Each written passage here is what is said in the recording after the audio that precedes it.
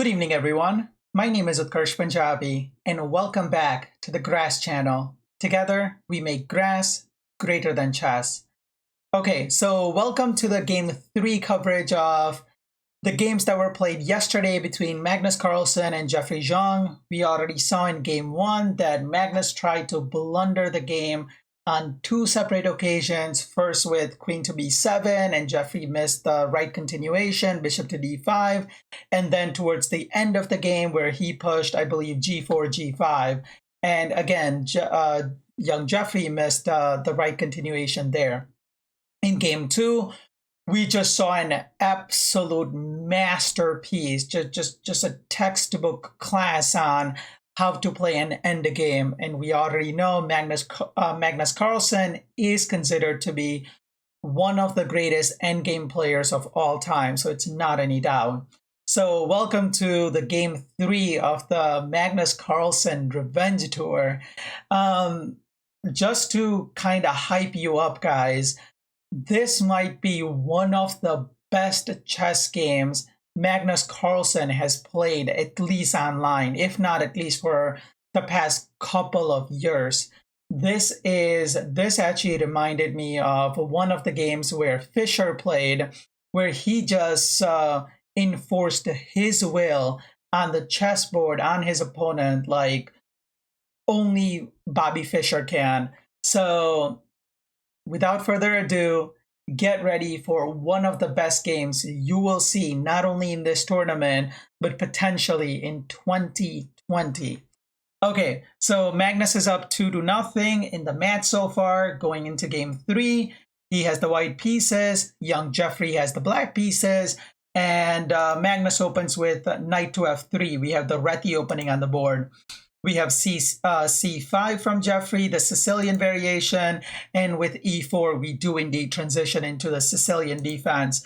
You have D6, bishop to B5 with a check, bishop to D7, bishop captures on D7, knight captures on D7, and just castles from Magnus. So it is important to actually note that in most of these lines, especially if you are familiar with playing E4, C5, if you can get your light squared bishop exchanged, especially early in the game, it's supposed to be good for black. So let's see what happens in the game. Though I guess we already know what's coming. You get knight to F6, you have rook to E1, and rook to C8. Rook to C8 is quite an aggressive move. The most common continuation in this line is E6 or G6. You want to develop your bishop and then just castle. But again, rook to C8 is not a novelty. There's a game that was played recently. By recently, I mean in 2019, where Ivanchuk, the great Chucky, played rook to c8 against a Russian grandmaster, Anton Domachenko, or Demachenko, I believe. So it is not a new move. You have c3, e6, and just striking in the center with d4. You get c captures on d4, c captures on d4, d5, and now Magnus just closes the position with e5 and attacks the knight. But that's not a problem. You have knight to e4, knight b to d2, knight captures on d2, and now the most common continuation, or I should say the only continuation in this position, is bishop captures on bishop captures on d2. However, Magnus goes for queen captures on d2, and it is already as of move 12. We have a completely new game on our hand. Okay. So let's see how the game continues. You get bishop to e7, and now an aggressive move like queen to f4. Jeffery just thinks that, okay, queen to f4 is not doing anything. Let me just go ahead and castle. However, as you'll see in the game, the right continuation should have been knight to f8 and getting your knight to g6 and then castle. Because a player, a super GM, especially the caliber of Magnus Carlsen, does not just play queen to f4 for nothing and waste a tempi in the opening theory. So okay, Jeffery said, you know what, fine, I'll just castle. I'll try to save an additional tempi, and I'll just go with my attack on the queen side. So I'll continue with my plan. Magnus goes for queen to g4, getting his queen on the same file as the king, and now rook to e8.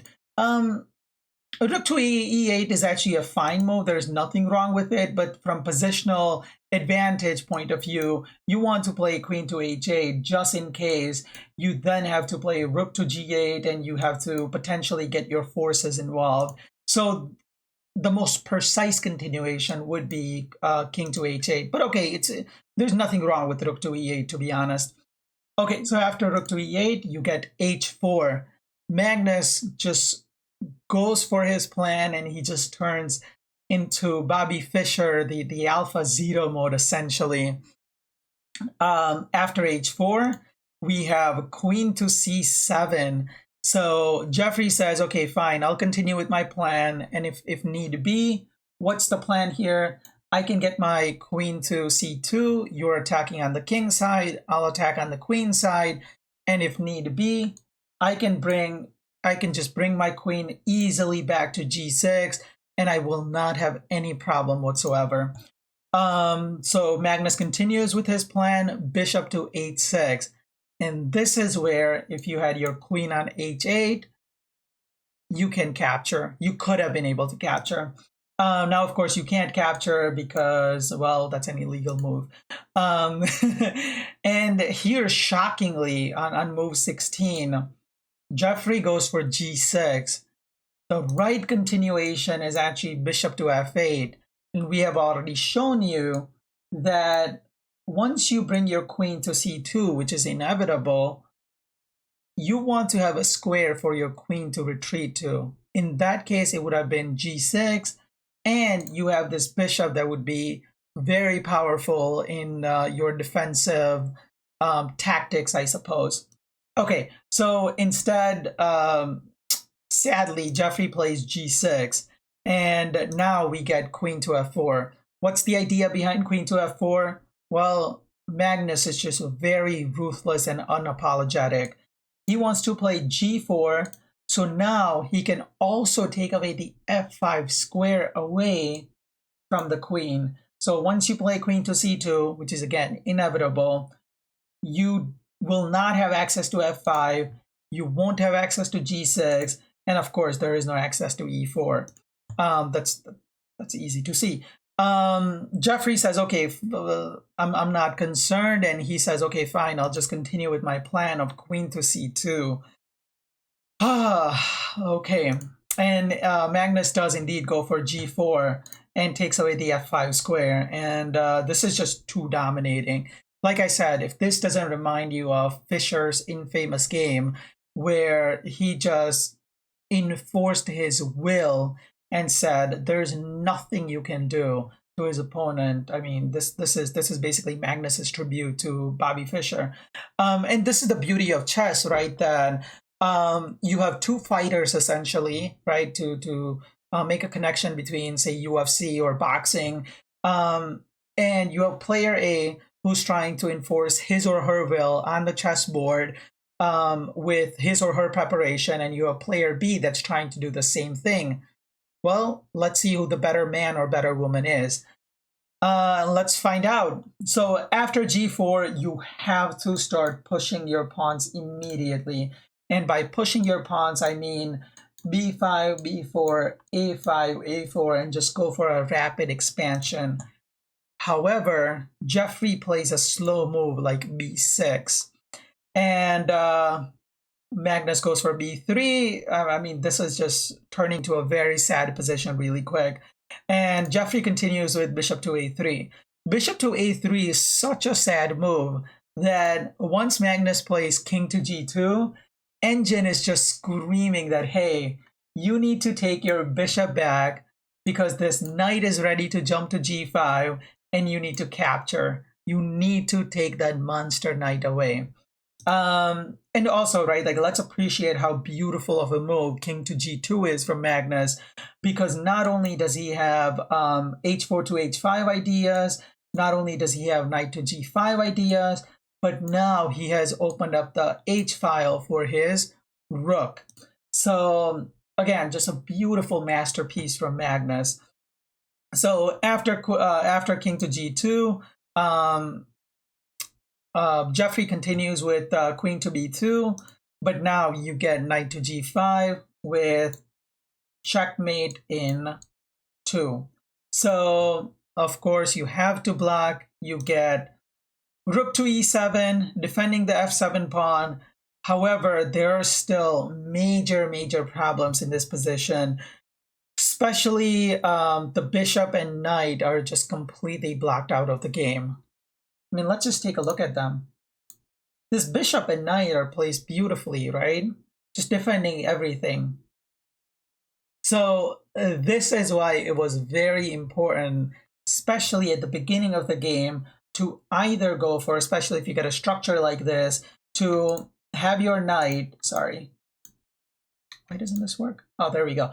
Knight to c6, or route your knight all the way to g6.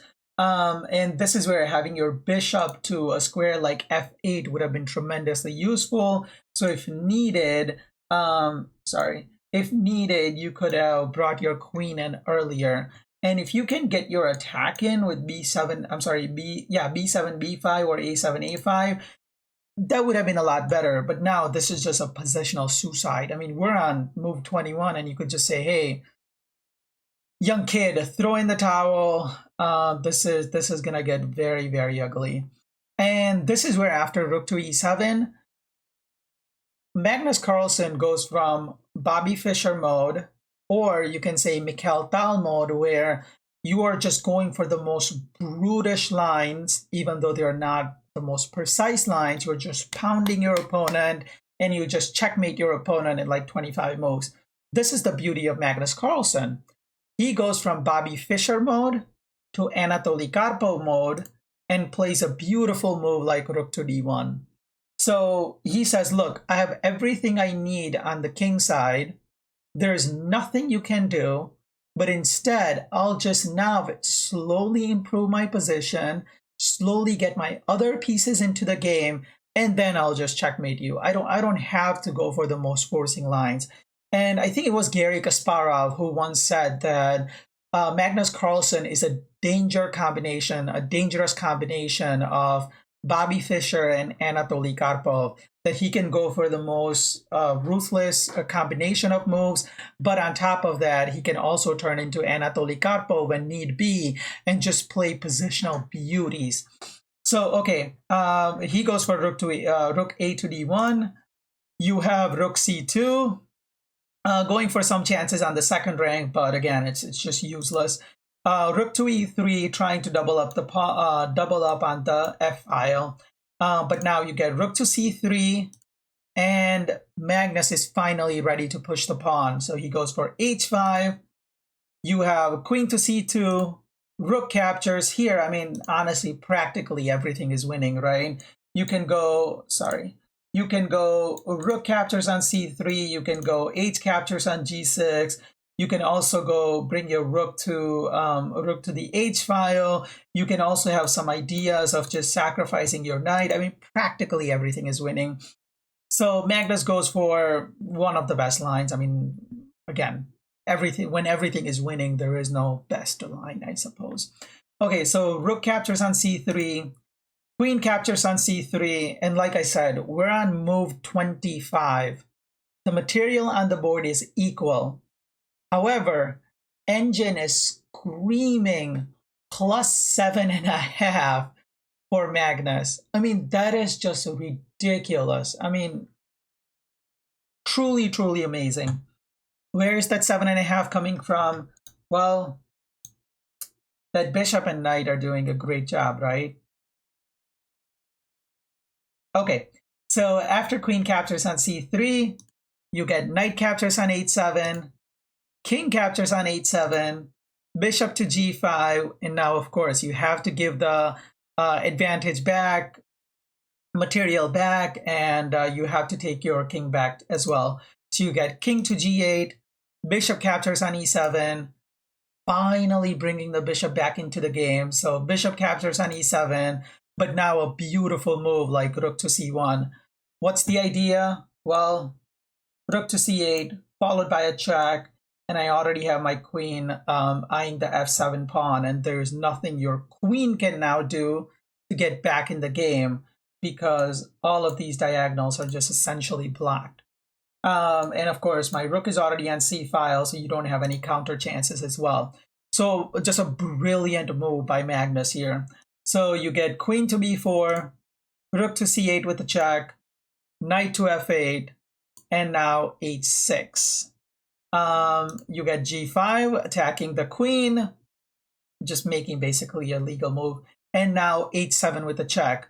Of course, here you don't want to go to h8 because then queen captures on f7, followed by f8 will be a mate in 2. You don't want to capture the pawn either because queen captures on f7 will just come with an attack automatically. So goes for the best move that's possible, which is king to g7. Also, let's rewind back. So after h6, when Jeffery played g5, the poor kid had 1 second left on the clock. Literally, he played g5 with 1 second left. This is absolute madness. I mean, they should have just, I mean, the coach, right? Like the coach for Jeffery should have just thrown in the towel. Throw the damn towel.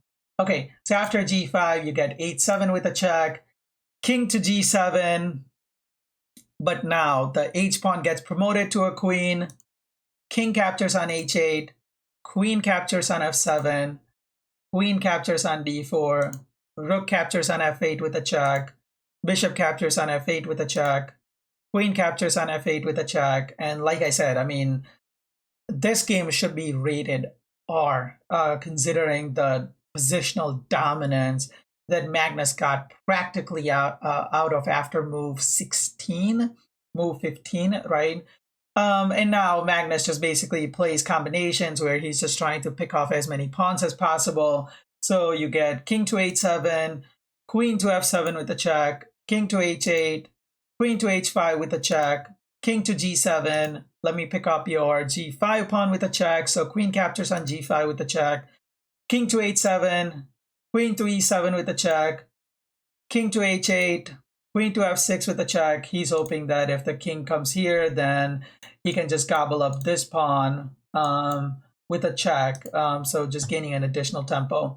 But of course, Jeffery doesn't go for that. So you get king to h7, but now queen captures on e6. Nonetheless, Jeffery plays queen to d1, practically just making a legal move.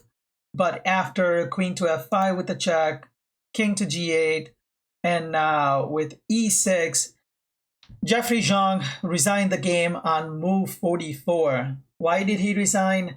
Well, I put this game into an engine and I let 55 different combinations, different permutations run. And the worst end result is you get mated in 11 moves after 55 different combinations. So yeah, there's nothing to be done here. Like I said, this game should be rated R. And this is the beauty of Magnus Carlsen, right? He just paid tribute to Bobby Fischer in a tournament against a player who's currently ranked at 2730. So yeah, well, it is Magnus Carlsen in his clutch chess tournament, or as I'm calling it, the Magnus Revenge Tour, is currently up 3-0, or I should say 3-0 against a poor kid, a 19-year-old kid, a fellow American from Plano, Texas. So yeah, that's all the time we have for today. Thank you very much. Hope you enjoyed it, and please help us grow the channel by through your likes, subscribes, and sharing the video with as many people as possible. Thank you very much.